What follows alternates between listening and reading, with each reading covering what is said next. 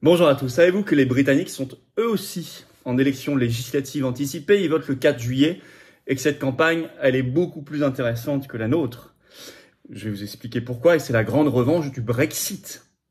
On nous avait vendu le Brexit catastrophe, etc. Alors, il y a toute une série de données qui sont en train de s'aligner, très officielles, qui montrent qu'ils sont en train de surclasser la France, les pays qui sont restés dans l'Union européenne. Et puis, vous avez une dynamique incroyable au sein de cette campagne législative britannique autour de Farage, Nigel Farage, avec son nouveau parti Reform UK, qui explose dans les sondages et qui va, vous allez voir, on parle de Davos, on parle de l'OMS, on parle de la CEDH, on parle de beaucoup de choses, ils vont au fond des sujets.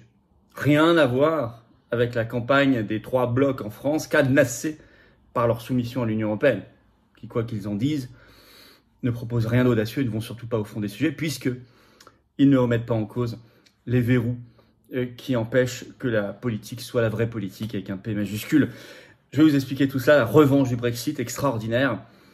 Nous avons une seule chose à construire, nous, ici. C'est le chemin vers la libération, vers l'indépendance, qui permettra, en matière d'agriculture, d'immigration, d'économie, de social, de santé, d'école, de sécurité, d'emploi, de politique étrangère, de paix, qui nous permettra de rebondir. Le Frexit. Un moyen pour un beau projet derrière. On va avoir des armes et des arguments dans cette affaire. Alors, n'oubliez pas par ailleurs de partager, si vous voulez bien, cette vidéo en vous abonnant à cette chaîne, en cliquant sur cette chaîne YouTube, en cliquant sur s'abonner en dessous. Pour vous, c'est juste un petit clic gratuit. Ou réabonnez-vous si YouTube vous a désabonné. Vérifiez, s'il vous plaît. C'est très important. Il y a beaucoup de censure, il y a beaucoup d'invisibilisation. Plus vous êtes abonné à la chaîne, plus les vidéos sont recommandées et sont visibles. Donc, je vous remercie énormément. On est en direct à 19 h ce vendredi 21 juin. Soyez là. Voilà, soyez au rendez-vous. Je prends toutes vos questions sans tabou. On va regarder l'actualité, le chaudron des législatives en France, l'actualité mondiale aussi la plus chaude, la plus explosive, la plus intéressante. Vous me posez toutes les questions que vous voulez. Bref, soyez là à 19 h ce vendredi 21 juin. En cours en ce moment, la consultation réservée aux adhérents à jour des Patriotes sur l'avenir et sujets de fond, notre stratégie très importante. C'est réservé aux adhérents à jour, donc vous avez reçu un mail, vérifiez vos spams. Si vous n'êtes plus à jour, vous pouvez encore vous remettre à jour. Jusqu'à dimanche soir, on vous envoie un lien pour répondre. Vous pouvez également devenir un nouvel adhérent. Et on vous envoie un lien pour répondre aussi. Voilà. Pour adhérer, c'est le premier lien sous la vidéo en description. Voilà. Dès maintenant, évidemment. Ce lien est également dès maintenant en commentaire épinglé. Voilà. Et puis, écoutez, on va y aller. On va y aller. Alors, l'incroyable revanche du Brexit dans cette élection, un succès, bien sûr, sur le fond. Et puis, une campagne très différente, la campagne législative britannique, très différente de la campagne législative française, parce qu'ils vont au fond des sujets, ce qui est permis par le fait qu'ils ont déjà quitté l'Union européenne. Donc maintenant, ils peuvent aller sur plein de sujets très importants, forum économique de Davos, des sujets dont vous vous rendez compte, vous n'entendez absolument pas parler dans la campagne française, évidemment. Enfin, nous, on en parle, mais nous ne sommes pas candidats à ces élections-là. On a fait un choix raisonnable. Mais par ailleurs, les blocs officiels, les trois blocs, n'en parlent pas. Alors, d'abord, la revanche du Brexit. Confère cet article du Télégraphe, 19 juin. Le Royaume-Uni pourrait devenir l'île de stabilité, une île de stabilité, alors que la crise de la dette consume la France, écrit en titre The Telegraph, se fondant sur une étude qui vient de sortir de UBS, qui présente le Royaume-Uni comme beaucoup plus stable finalement que des pays comme la France. France qui vient, allez voir ma vidéo si vous ne l'avez pas vue sur la mise sous tutelle par la France de l'Union européenne, vidéo d'hier, qui vient d'être ciblée par une procédure européenne liée à un déficit public excessif, qui craint une possible mise sous tutelle. Donc on a d'un côté maintenant la stabilité britannique versus l'instabilité, le chaos, la mise sous tutelle en France, pays de l'Union européenne. Donc au final, qui a fait le bon choix?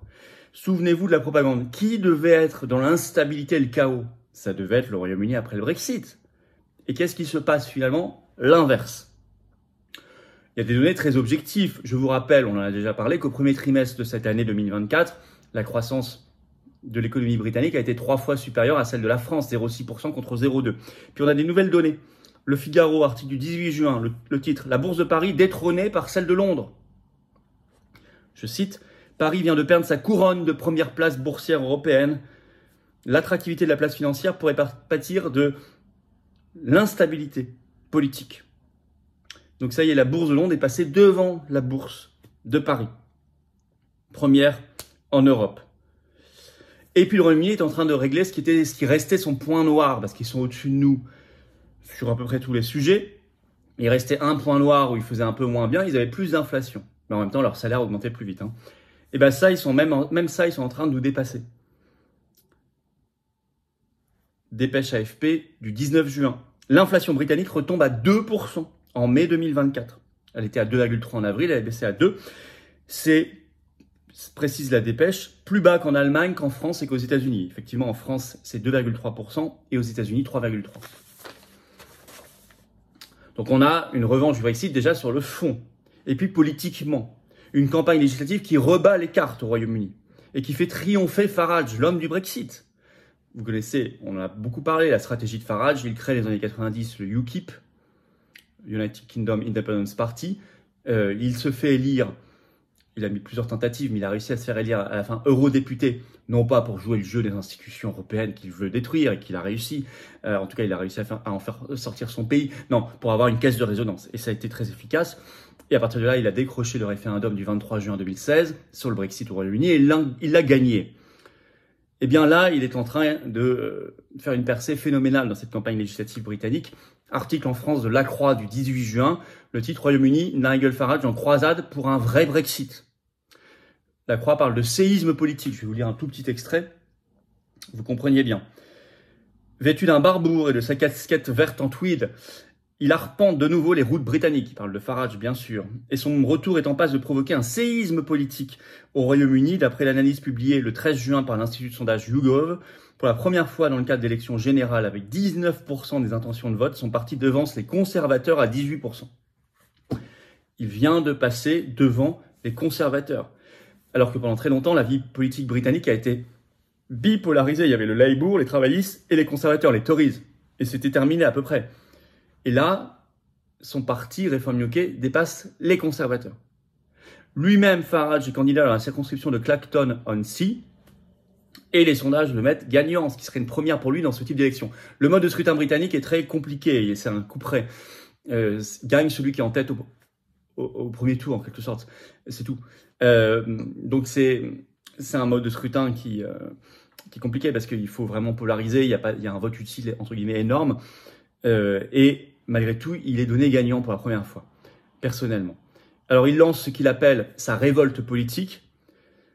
Ils n'auront donc, du fait de ce mode de scrutin, pas forcément beaucoup de sièges avec Reform UK le 4 juillet, quoi que c'est à voir, mais en tout cas, sa dynamique consacre la victoire du camp du Brexit, ce qui fait qu'aujourd'hui, il n'y a plus aucune force politique sérieuse au Royaume-Uni, importante, qui propose de revenir sur le Brexit. Ça n'existe pas. Donc, quand on vous dit en France, les Britanniques regrettent, etc., sachez que c'est du pipeau.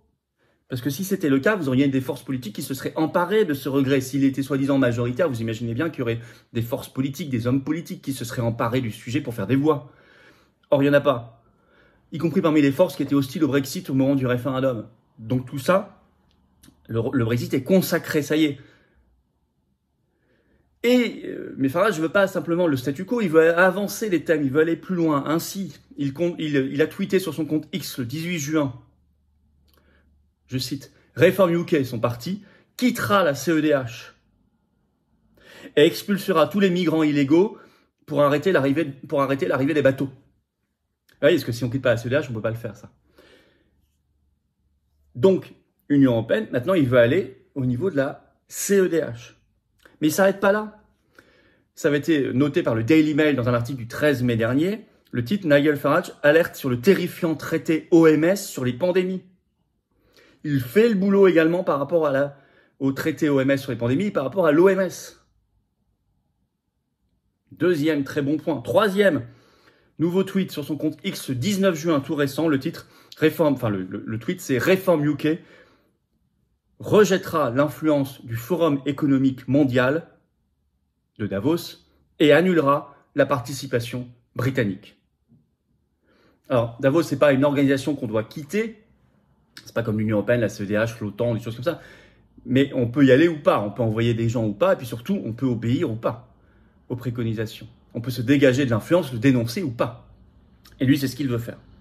Et là, il parle de Davos. Alors là, il va vraiment au fond des vrais sujets. Donc il impose, grâce à sa dynamique, grâce à l'acquis du Brexit, il impose les vrais sujets. Si c'est pas ça, une revanche extraordinaire du Brexit, ben je ne sais pas ce que c'est, mais ça l'est évidemment. Le Brexit qui a créé une soif d'indépendance et de liberté qui est en train d'aller au bout du bout des vrais sujets, OMS, CEDH, Davos, etc. Quelle différence par rapport à la France, et donc quelle différence de dynamique de campagne législative également. Une campagne britannique qui, elle, va au fond des sujets, des vrais sujets.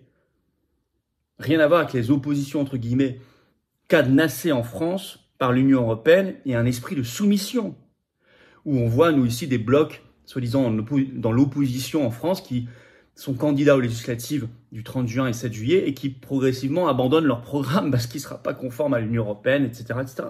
Lui, il fait l'inverse. Ah, c'est pas conforme. Ah, c'est pas conforme à Davos. Ah, c'est pas conforme à l'OMS. Ah, c'est pas conforme à la CEDH. Il n'y a plus le problème de l'Union européenne, ils l'ont quitté.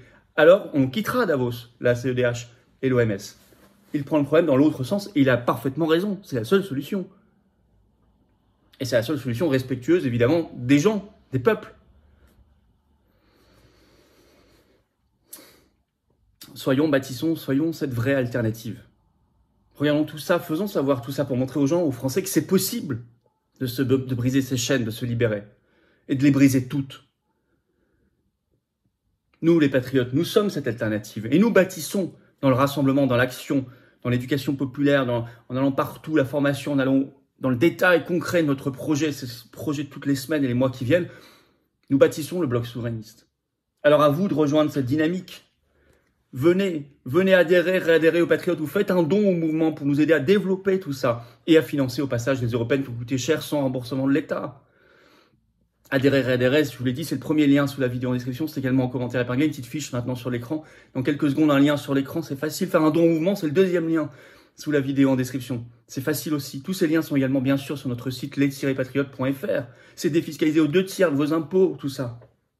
Vous mettez 60 €, ça enlève 40 € d'impôts.